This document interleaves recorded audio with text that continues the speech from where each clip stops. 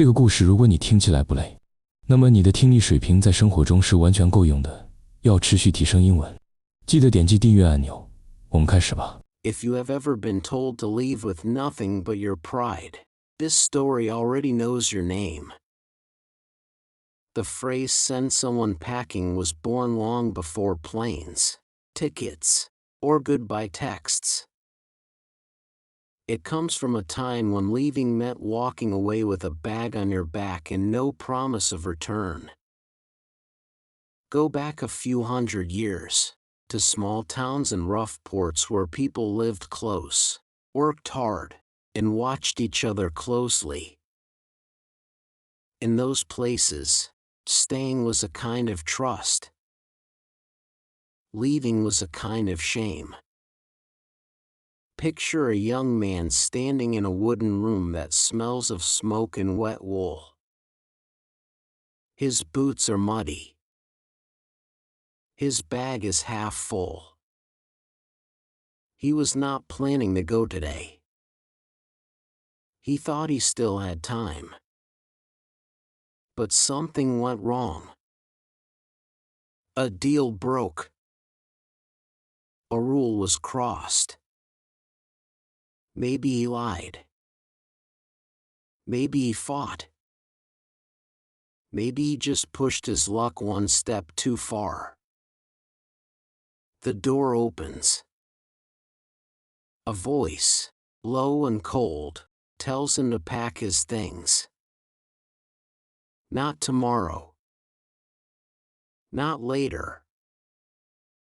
Now. In those days, packing was not simple. You owned little, but what you owned mattered.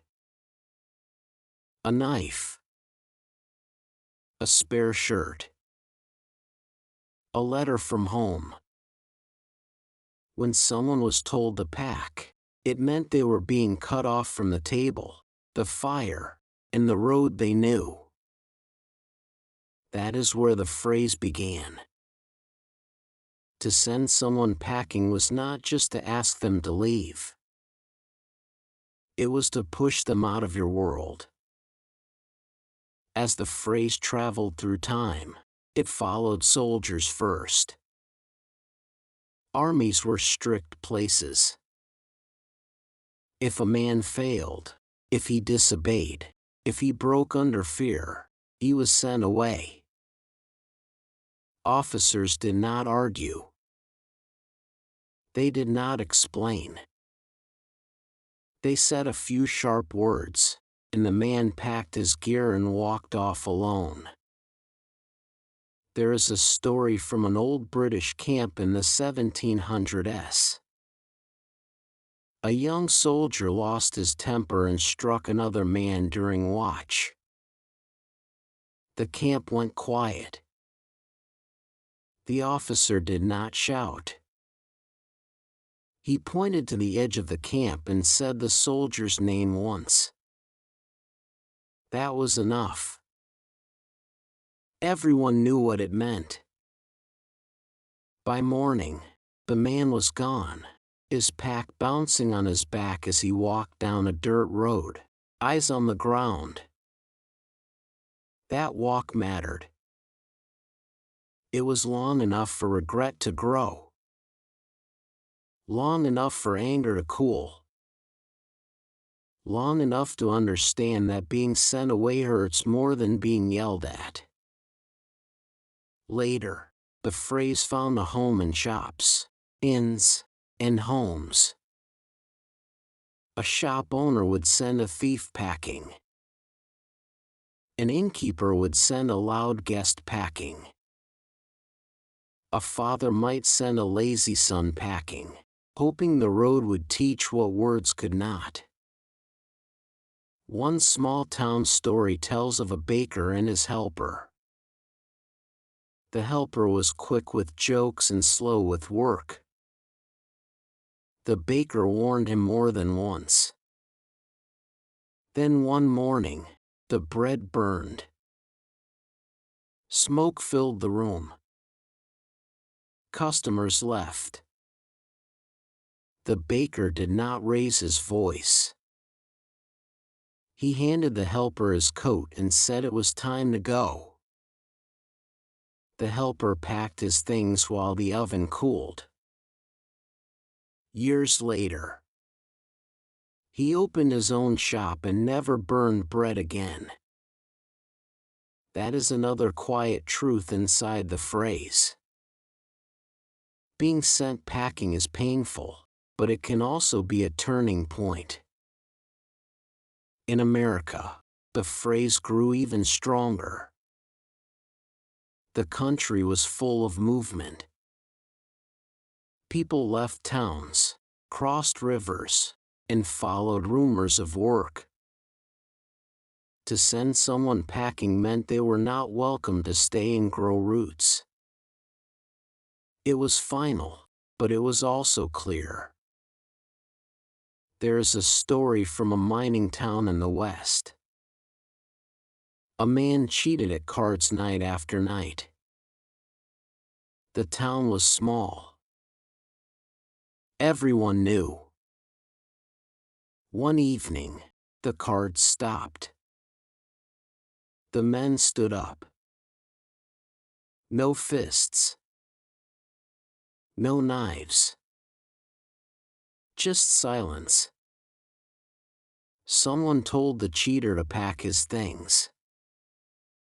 He left before sunrise. The town went back to work.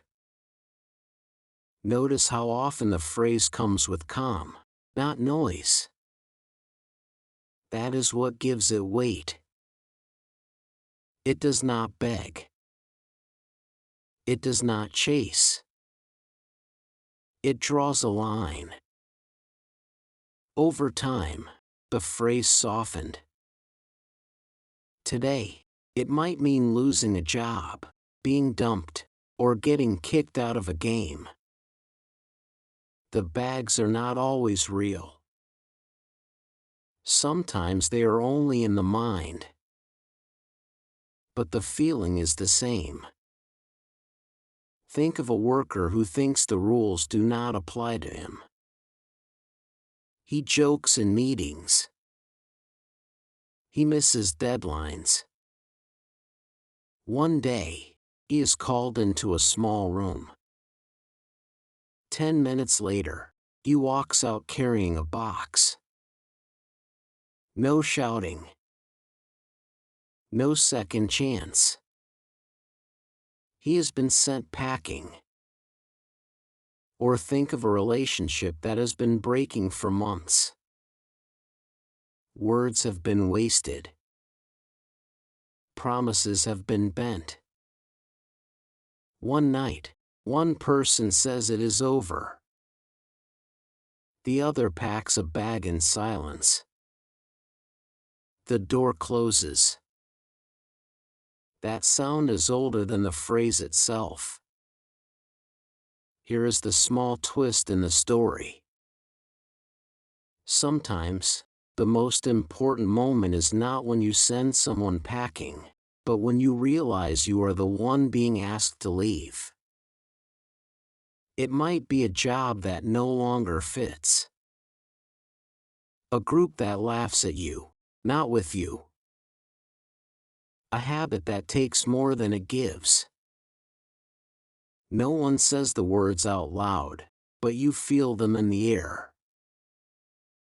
The old meaning still applies. You can stay and shrink, or you can pack and walk. People in the past understood something we often forget. Leaving is not always failure. Sometimes it is the first honest step. So when you hear the phrase "send someone packing," remember the boots on dirt roads, the quiet rooms, the half-full bags. Remember that being told to go can hurt, but it can also save time, pride, and years of waiting. And ask yourself one simple question. If life were speaking plainly right now, would it be telling you to stay, or would it be telling you to pack?